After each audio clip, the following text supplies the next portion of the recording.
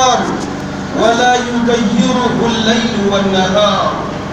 الطير سبحه والوحش عظمه والموج كبره والحوت ناجاه والنحل تحت صراط الصم قدسه والنمل يحكف حمدا في خلاياه والناس يعصونه جهرا فيسترهم والعبد ينسى وربي ليس ينساه.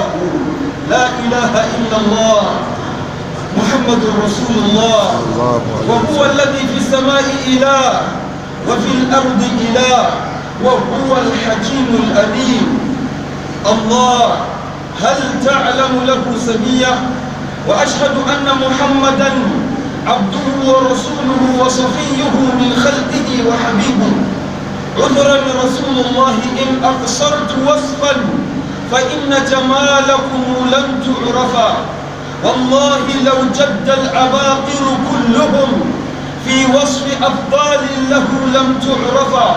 والله لو ماء البحار بجمعها كان المداد لوصف أحمد ما كفى.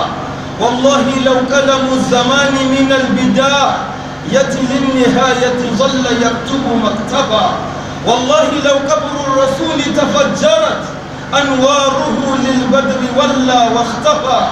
يكفيه لقيا في سماوات العلا وبحضرة المولى الجليل تشرفا.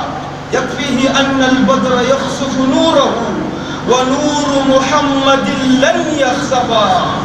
صلوات الله وسلامه عليك يا سيدي يا رسول الله وعلى آله الطيبين الطاهرين. يا أهل بيت رسول الله حبكم فرض من الله في القرآن أنزله. يكفيكم من عظيم الفخر أنكم من لم يصلي عليكم لا صلاة له. وأصحابه صلى الله عليه وسلم الذين رضي الله عنهم ورضوا عنه أولئك حزب الله ألا إن حزب الله هم المفلحون. اللهم صل وسلم وبارك وأكرم على سيدنا محمد الفاتح لما أغلق والخاتم لما سبق ناصر الحق بالحق والهادي إلى صراطك المستقيم وعلى آله حق قدره ومقداره العظيم.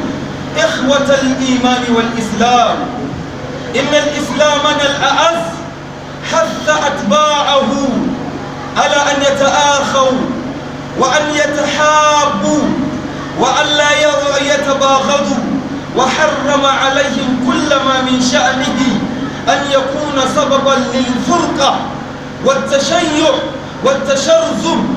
لذلك قال رسول الله صلى الله عليه وسلم يقول فيما رواه مسلم: لا تقاطعوا ولا تدابروا ولا تباغضوا ولا تحاسدوا وكونوا عباد الله إخوانا.